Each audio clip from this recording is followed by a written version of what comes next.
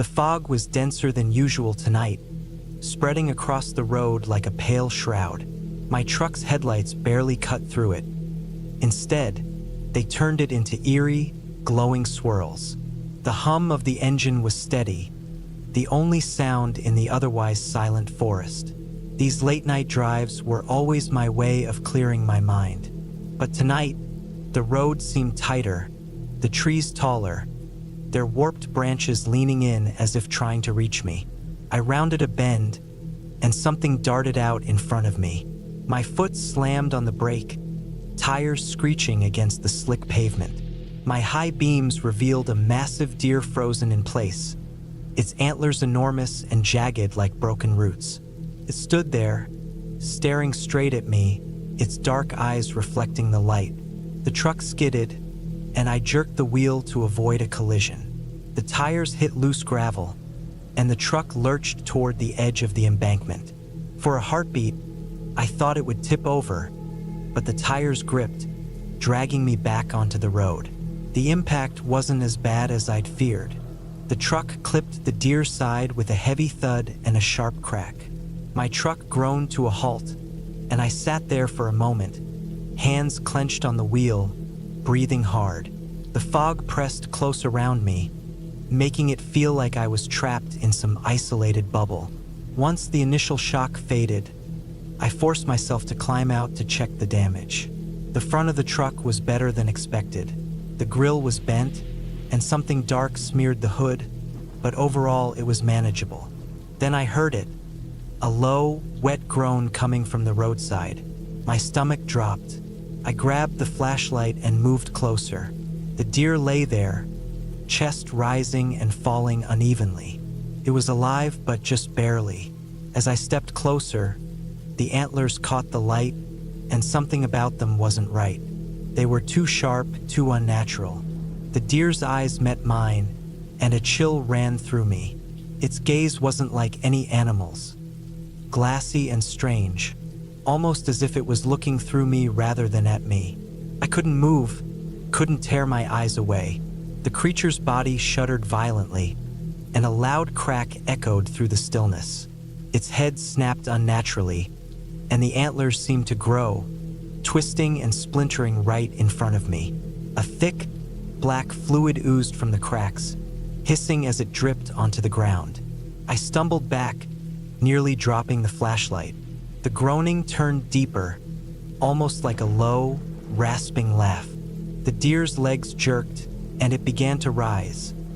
Its movements wrong, jerky, like a marionette with tangled strings. I didn't wait to see more. I bolted back to the truck, yanked the door open, and threw myself inside.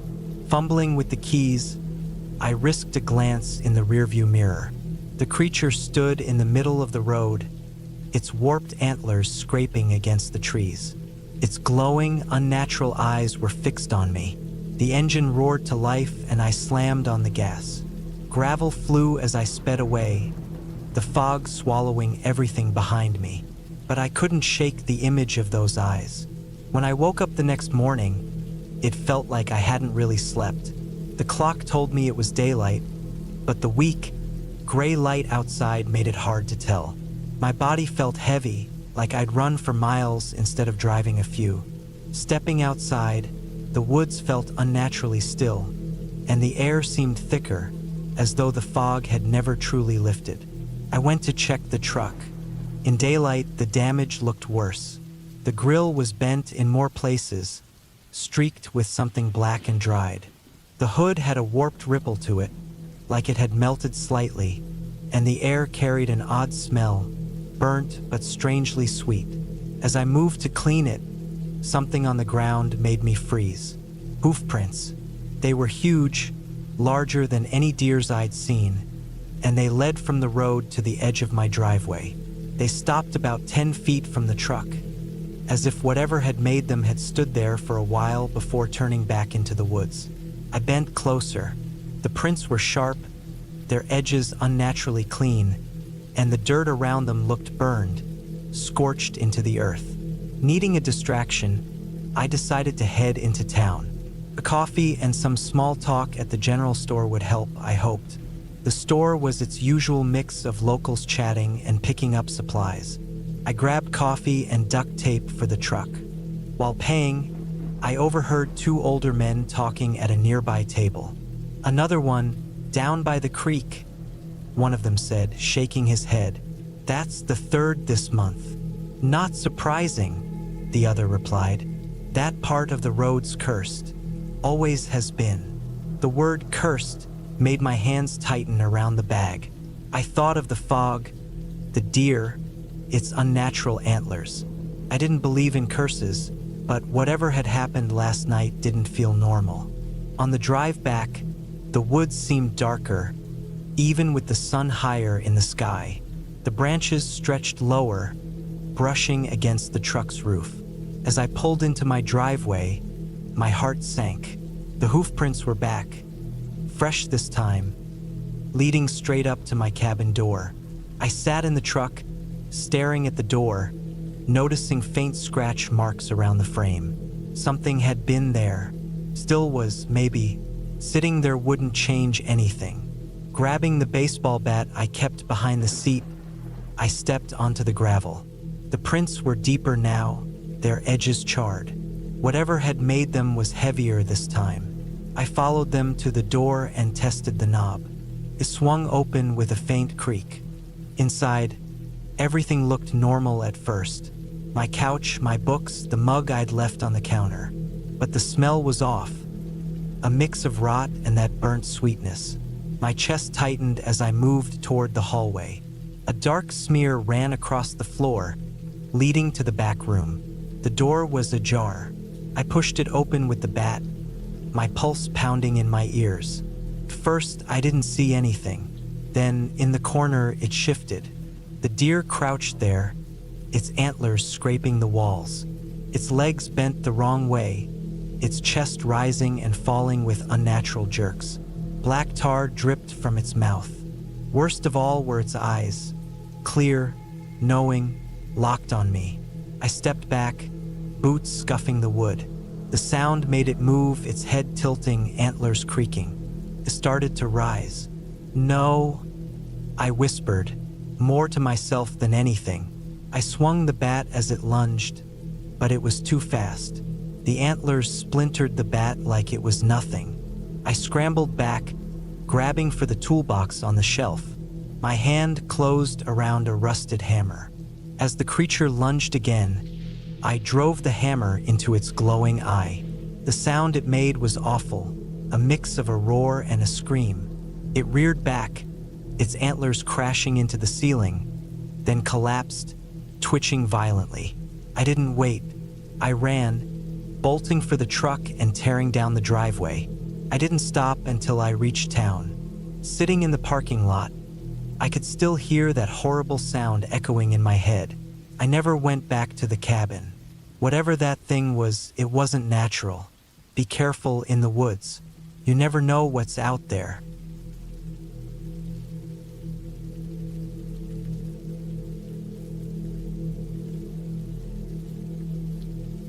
It wasn't that I wanted to break any rules.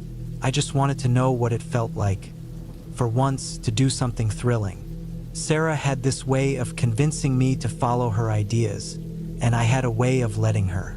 So, there we were, hiking down a dusty trail as twilight faded into night, our backpacks stuffed with snacks and flashlights. We were heading for the old, abandoned watchtower. The sun dipped lower behind the forest, painting streaks of orange and pink across the horizon. Sarah walked ahead, her arms swinging like we were off on some grand expedition. But I couldn't stop glancing back at the house, now hidden behind rows of tall pine trees. "You're going to love it," Sarah called out, skipping a few steps ahead of me. "The view up there is incredible. You can see the whole county." I nodded, trying to look more excited than nervous. Sarah had climbed the tower before, but I'd only ever heard stories. The older kids at school whispered about it being haunted or dangerous. Sarah dismissed all that, saying it was just cool. The trail stretched on, curving slightly before the woods swallowed it completely. Trees loomed tall on either side, their branches tangled overhead to form a thick canopy. As we walked, the air turned cooler, and the damp smell of pine needles and earth filled my lungs. Somewhere far behind us, I heard the faint hum of an engine. I glanced back, but the road was empty. "Did you hear that?" I asked. Sarah didn't even turn around.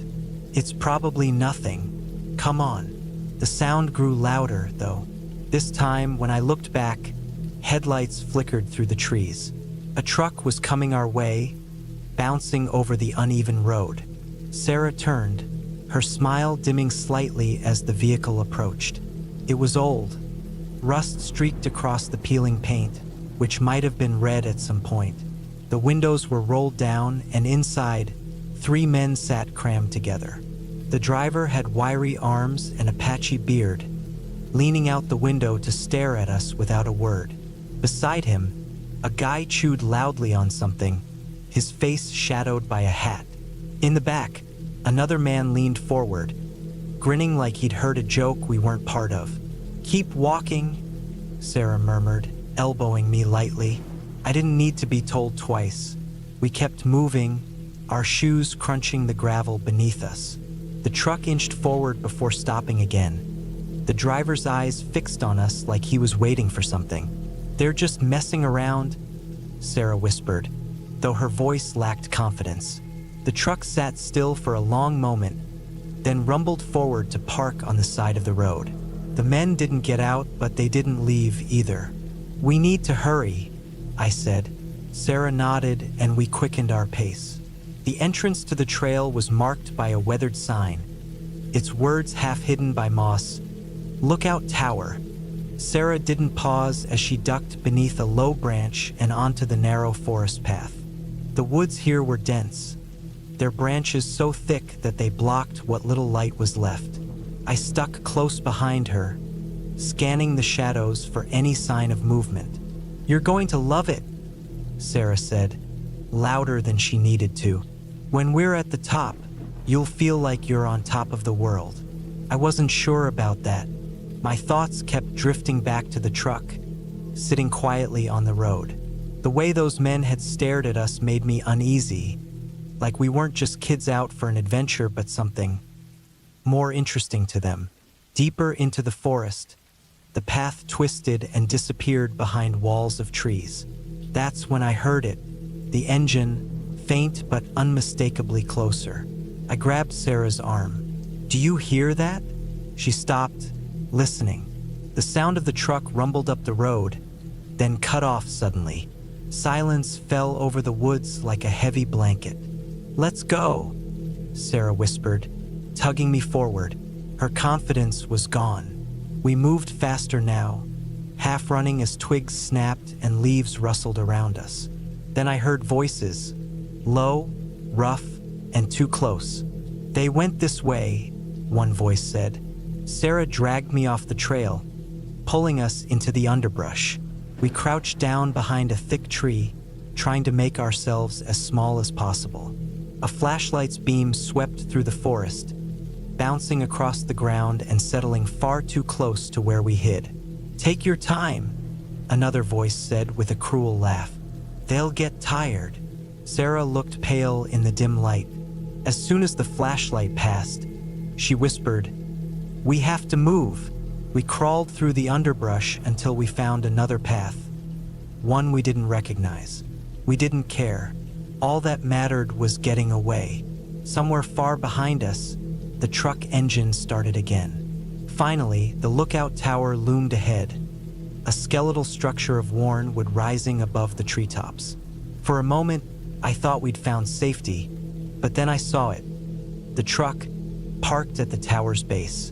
Its headlights were off, and the men were nowhere in sight. "What do we do?" I mouthed silently. Sarah's jaw tightened. "We go up. They can't follow us. The stairs are too narrow." It wasn't much of a plan, but we had no other choice. We crept to the tower, every step feeling like it might give us away. The first few stairs groaned beneath our weight, the wood rotting from years of neglect. Halfway up, I heard it, a laugh from below. "Come on out," a voice called, mocking and slow. "We just want to talk." We didn't stop. At the top, we reached the platform, a small, unsteady square of wood surrounded by a flimsy railing. The forest stretched endlessly below us, dark and silent.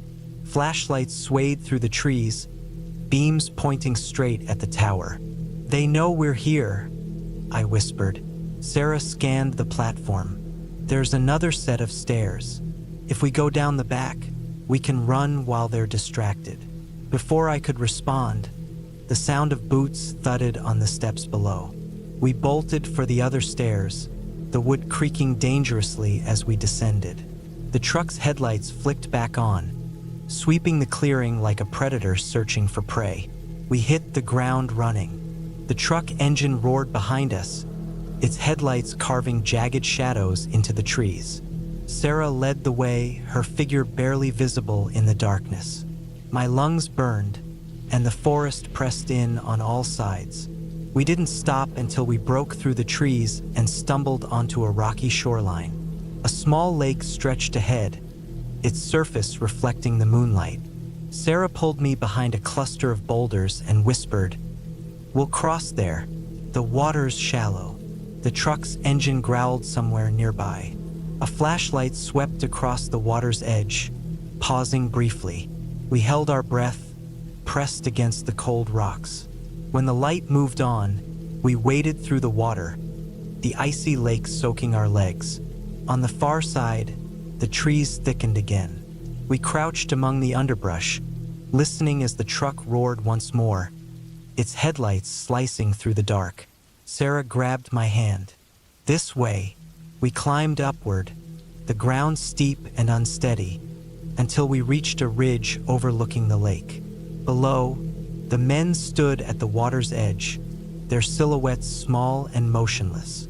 From here, we could see their truck, engine off, lights dark. "We keep moving," Sarah whispered. We pressed on, following the ridge until it led us to another dirt road. In the distance, a warm glow appeared, a porch light. Relief washed over me. We ran toward it, the promise of safety pulling us forward. A weathered old house stood there. Sarah knocked firmly, and after a moment, an older woman answered, her sharp eyes scanning the woods behind us. "You kids all right?" she asked. "Can we use your phone?" Sarah replied quickly, "It's an emergency." The woman hesitated, then stepped aside to let us in. As the door shut behind us, sealing out the night, I finally felt safe. We never saw the men again, but one thing was certain. I wasn't going back to that tower. Not ever.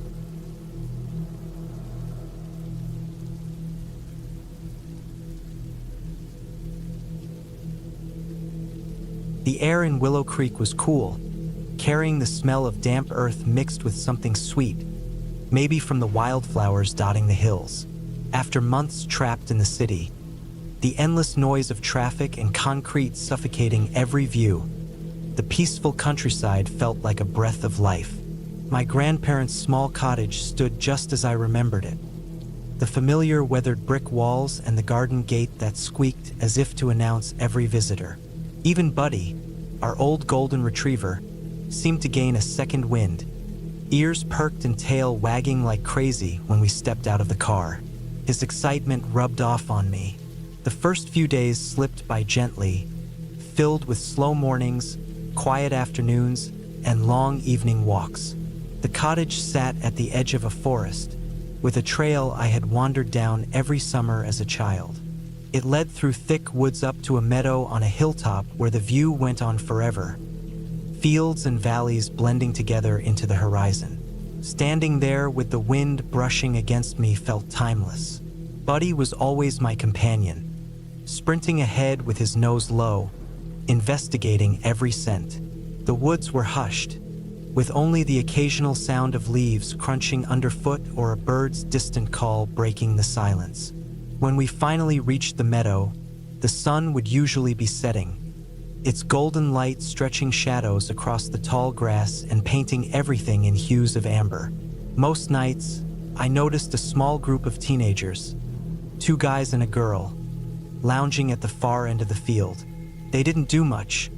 Sometimes they laughed quietly, sometimes stared at their phones. They became part of the scenery, like the breeze or the distant trees. We ignored each other, but one evening something shifted. My routine was the same, Buddy leading as we hiked the familiar trail, but the forest felt too quiet, a kind of silence that prickled at my senses. Emerging into the meadow, I noticed one of the teenagers standing alone. He was tall, with messy dark hair, and looked to be scanning the clearing, as if searching for someone. When he noticed me, he lifted a hand in greeting. "Hey!" he called out, waving a crumpled piece of paper. "Got a minute? I think I'm lost." His tone was casual, almost friendly, but something about it put me on edge. The trail wasn't complicated, and the village wasn't far.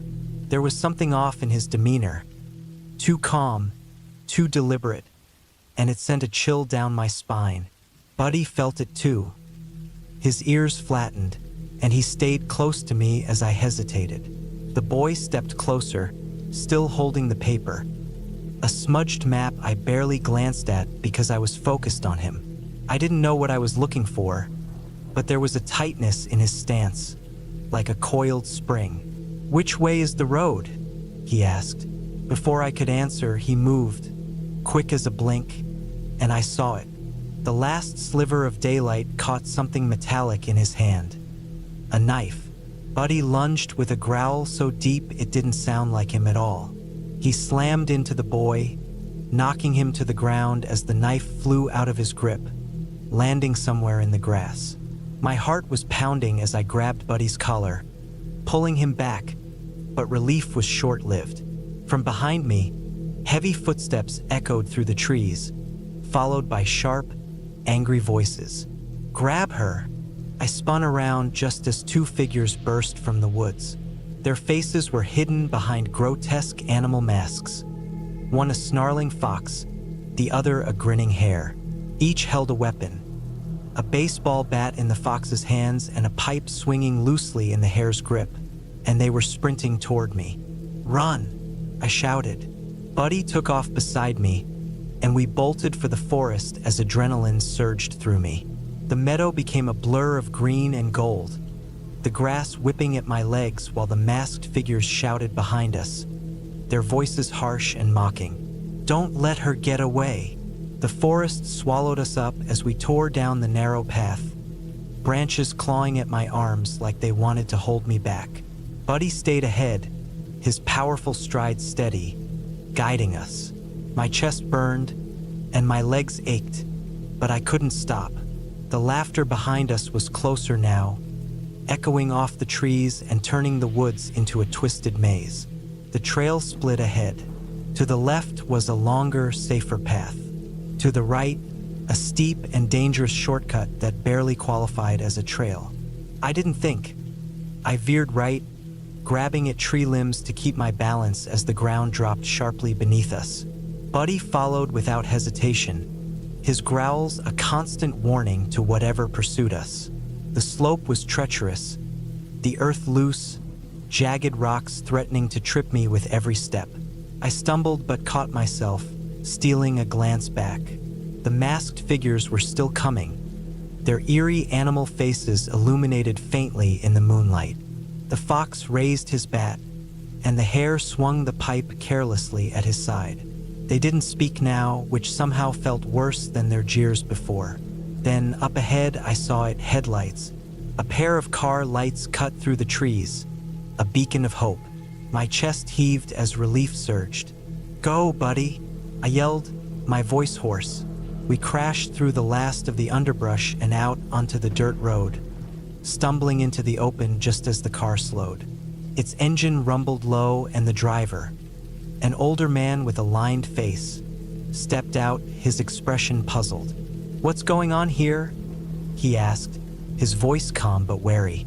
I pointed back toward the woods, gasping for breath. "They're after me," I managed. He looked past me, his brow furrowing. I turned to follow his gaze, but the woods were empty. The masked figures had vanished into the shadows, as if they'd never been there. Only the sound of the wind stirring the leaves remained, a soft rustling that felt like the forest itself was hiding their presence. The man didn't press for more details. "Get in," he said, opening the passenger door.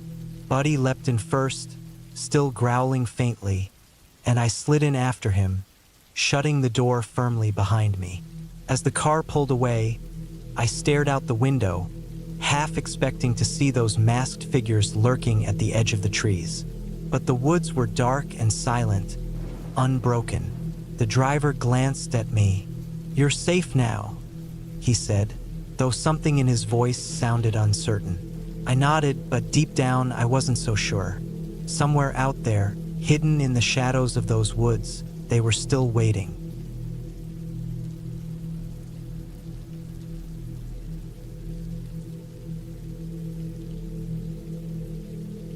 We hit the dirt trail just as the sun was dipping low, the tires stirring up a haze of brown dust that lingered behind us. Alex drove with a firm grip on the wheel, his expression set like he had something to prove. Jenna sat in the passenger seat, nervously chewing on her lip while fumbling with a worn map she insisted on keeping, even though nobody had looked at it once. In the back, Drew cracked open another can of beer, chuckling at some joke Max had tossed out, while Taylor leaned her head against the window, silently watching the endless blur of pine trees flash by. I kept my eyes locked ahead, focusing on the narrow stretch of dirt road weaving through the forest, which seemed to grow darker with every mile. We'd been driving for hours, the forest closing in the farther we went. Not a single car had passed us, not even a sign of life, since we rolled by a weathered sign that might have once warned something about hunting regulations. Alex claimed he knew where we were headed, but when the road split into two, he hesitated. "This one," he said finally, veering left like it was a coin flip. No one disagreed. By the time we found a clearing to camp, the daylight had burned out, leaving a dim orange glow leaking through the trees. Alex killed the engine, and we all piled out, stretching stiff limbs and groaning as the forest swallowed the noise. It was quiet, not peaceful, just empty. "We're close enough to the road," Alex said, pulling the gear out of the back of the truck. "If anything happens, we can hike out easy." Taylor muttered something under her breath, but no one paid her any mind. It didn't take long to set up camp. 2 tents, a small fire ring, and a cooler of beer made it official. The fire cracked and popped as we settled around it, the flames flickering gold against the shadows. Alex passed around drinks while Drew launched into a ghost story, his voice dipping low and dramatic. Jenna laughed at him, but it was strained, like she wasn't entirely joking. The first noise came halfway through Drew's tale, a story about a lost hiker who supposedly wandered these woods forever. A sharp crack, like wood smacking wood, echoed out of the darkness. Everyone went still, heads turning instinctively toward the sound. Alex tossed another log onto the fire as though it were nothing. "Probably a woodpecker," he said flatly. "Woodpeckers don't knock at night," Jenna said, her voice tight. "Wind, then," he replied. Another knock came, louder this time, closer. Jenna's eyes darted toward the darkness beyond the firelight. Alex ignored it, pretending not to hear. He was good at that, acting like things weren't happening if he didn't want to deal with them. Drew tried to finish his story, but the mood had shifted. Taylor moved her chair closer to the fire, and Jenna stood up, mumbling something about grabbing a blanket from the tent. The rest of us sat there, quiet, listening. The knocking stopped. For the first time, the silence felt personal. The fire had died down to smoldering embers when I woke up. At first, I didn't know why my eyes had opened at all. Outside the tent was pitch black, the kind of dark where you wonder if morning will ever come. The air was thick with damp earth and leftover smoke. I stayed still, listening. There it was again, a voice, low, muffled. Not Alex, not Drew. It wasn't anyone from our group. I turned toward Jenna. She was already awake, eyes wide in the faint glow filtering through the tense fabric. She held a finger to her lips, silently telling me to keep quiet, as if I needed the reminder. The voices came again, clearer this time. 2 men, their tones deliberate and quiet. "How many?" One voice asked, rough and gravelly, like he'd swallowed sand. 6, maybe 7. The other replied, short and clipped, as though he didn't want to be overheard. Jenna mouthed, "What the hell?" I had no answer. A beam of light swept across the side of our tent. Slow, deliberate, paused, then came back. My pulse pounded so loudly I swore they could hear it outside. "Not yet," Gravel voice said. The light flickered away. We didn't move, didn't breathe.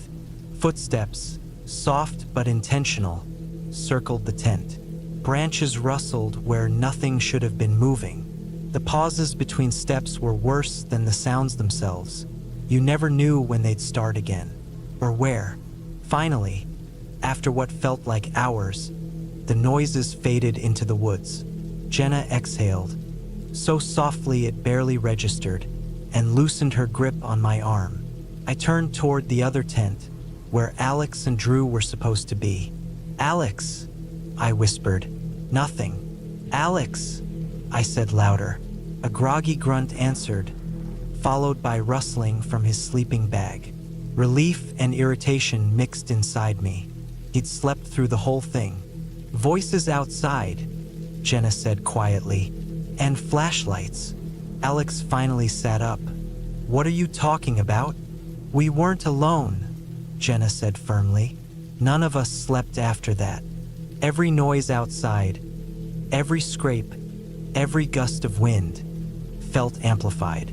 By the time the sky turned pale gray, we were ready to leave. At first glance, the campsite looked normal, just dew-covered grass and the remnants of the fire.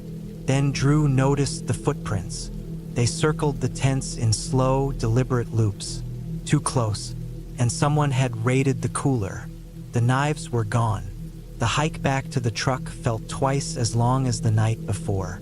Nobody spoke much. Alex led the way, jaw clenched. Drew and Max kept glancing over their shoulders like they expected someone to follow. I walked with Jenna and Taylor, who hadn't said a word since spotting the footprints. Whoever had been out there hadn't just passed through. When we finally reached the truck, Alex started it like the ignition might explode. The engine's roar shattered the quiet, and we sped down the dirt road, dust swallowing the forest behind us. The ranger station was 20 minutes toward the highway. It was a small, green building with a tin roof, more decoration than function. Inside, it smelled like coffee and pine cleaner. A gray-haired man sat behind the desk, his leathery face unreadable. Greg told the story, voices, footprints, the cooler, stumbling over the details. The ranger just nodded slowly, like he'd heard it before. "Where'd you camp?" he asked, pulling out a map. Alex pointed to the area. The ranger frowned. "No rangers patrol there. It's open camping." Silence hung heavy. "Are you sure?" Jenna asked. "Positive," the ranger said flatly. "We log everything." Then he pulled out another, older map and pointed to a spot nearby. "Used to be a cabin here," he said. "Belonged to someone we had trouble with years ago. He didn't want to leave. People say he never did." The room felt smaller. "If I were you," the ranger said, folding the map, "I'd stay away. Some places are better left alone." We didn't say much on the drive out. No one looked at the forest. It was just trees, but it felt like they were watching.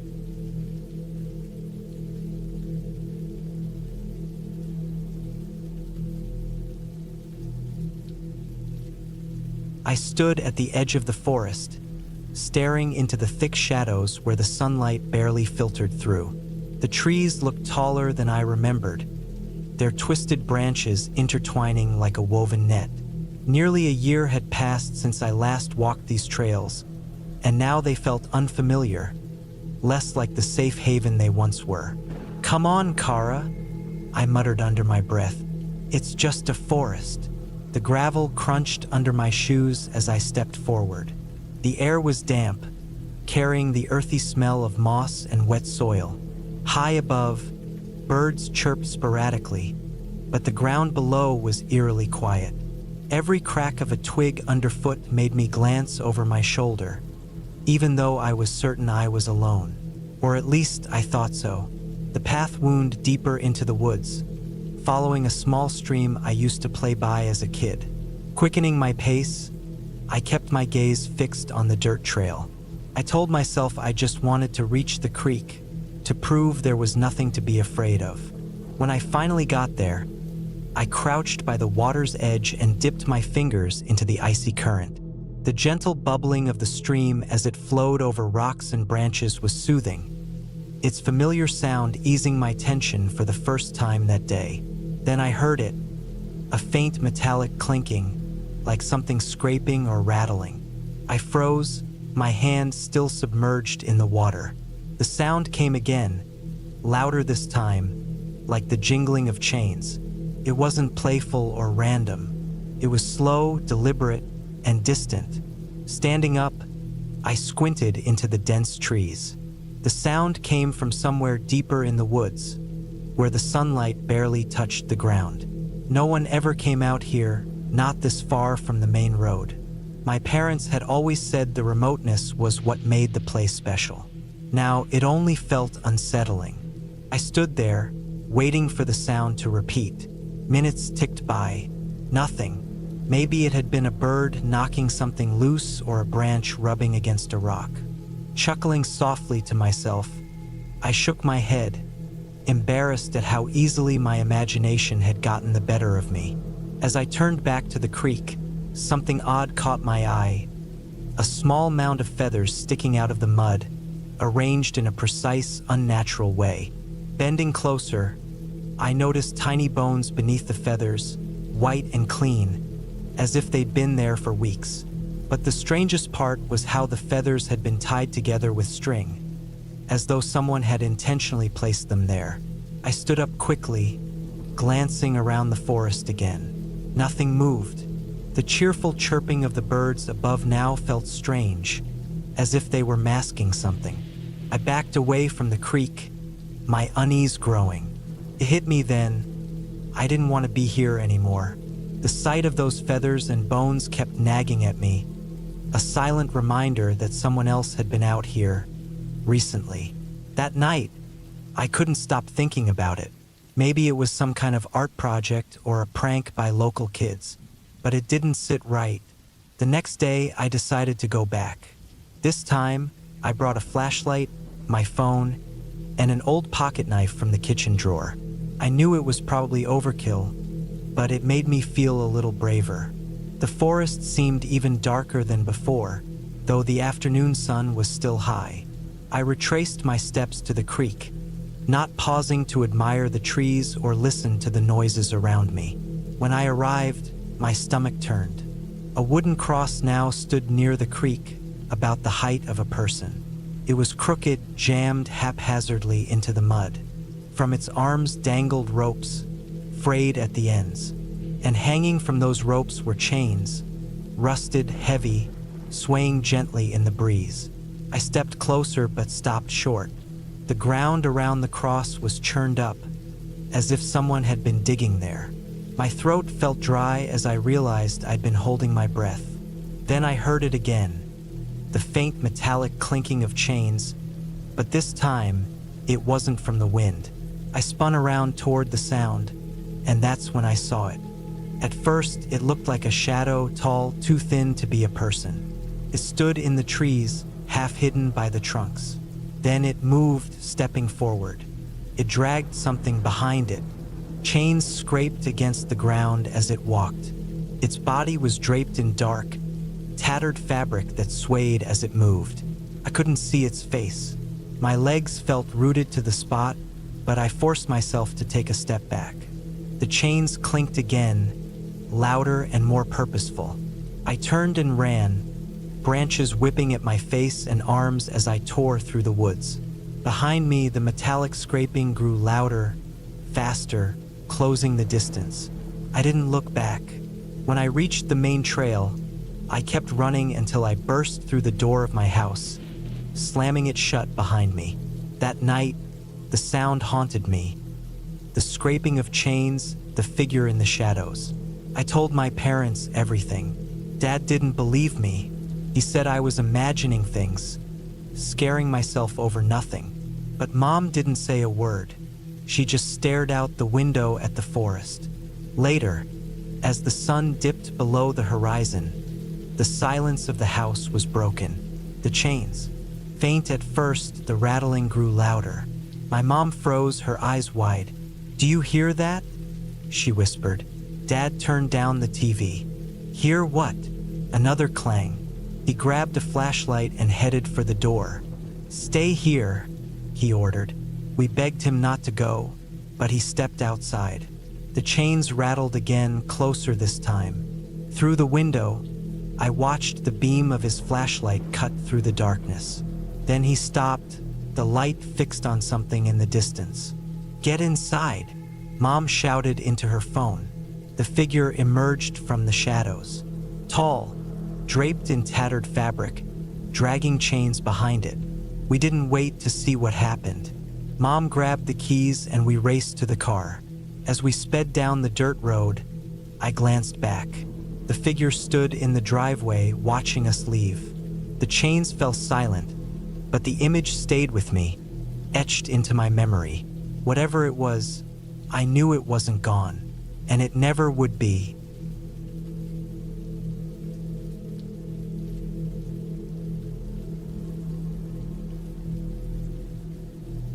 Beth twirled her car keys as she strolled toward her dented sedan, her usual smirk firmly in place. "Maya, come on. You need this," she urged. I stood frozen in the doorway of our shared dorm room, unsure if I wanted to go, especially not to Pine Hollow. The forest didn't sound like my idea of fun. Still, Beth was insistent, and I was too worn out to argue. "Fine," I mumbled, pulling on my hoodie. Beth cheered triumphantly, already unlocking the car. The drive began uneventfully. The streets near our small Appalachian campus were mostly dark this late, except for the occasional porch light. We passed silent storefronts before reaching the winding road that led into the woods. Beth fiddled with her playlist as the car hummed along. "You're gonna love this spot," she said, shooting me a quick grin. "It's so peaceful, like the world disappears." "Sure," I muttered, staring out the window. The trees grew thicker as we went, their twisted branches stretching high into the night.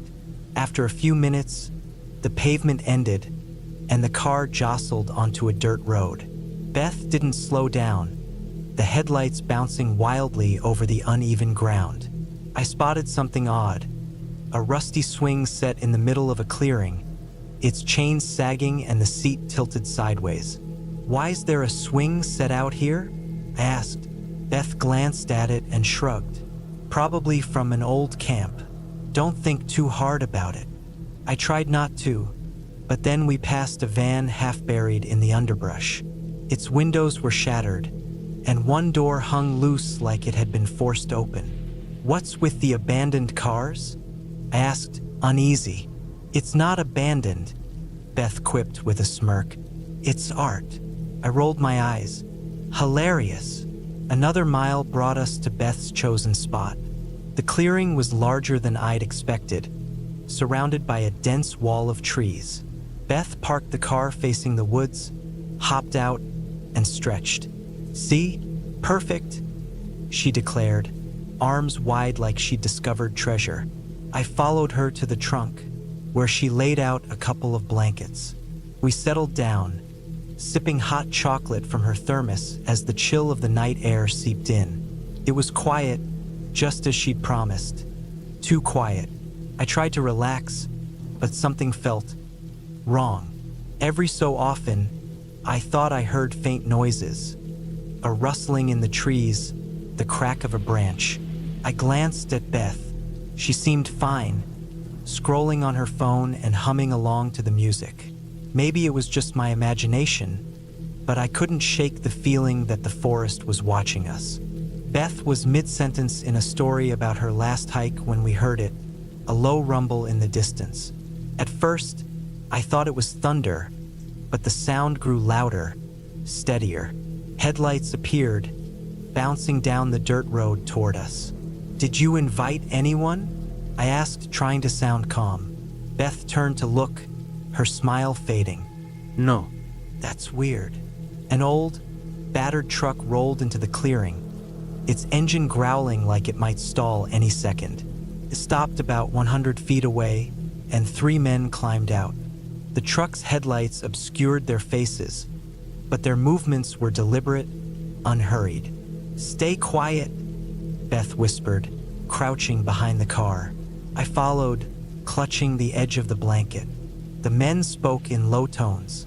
One went to the back of the truck and dragged out a long, heavy bag that sagged as it scraped the ground. Another grabbed a shovel, its metal scraping against rocks. The third stayed near the truck, holding what looked like a rifle. I squinted, trying to make sense of their actions. They moved with practiced efficiency, like they'd done this before. The man with the shovel started digging, each scrape cutting through the stillness. "What are they doing?" I whispered, barely audible. "Just stay down," Beth hissed, her usual confidence replaced by fear. The digging seemed endless. Finally, the man with the bag dumped it into the hole. He unzipped it and I froze. Even from where we hid, it was clear the bag didn't hold tools or trash. It was a person. Beth gripped my arm as one of the men stood and scanned the clearing with a flashlight. The beam swept over the trees, the ground, and then, too close for comfort, our car. My breath hitched as the light paused on the back window, then moved on. "They see us," I whispered. Beth didn't answer. She was already fumbling for the keys. The men started toward us, their boots crunching on the gravel. I wanted to run but didn't know where to go. Beth slid into the driver's seat, motioning for me to stay low. "Get ready," she said tightly. As the nearest man approached, Beth turned the key.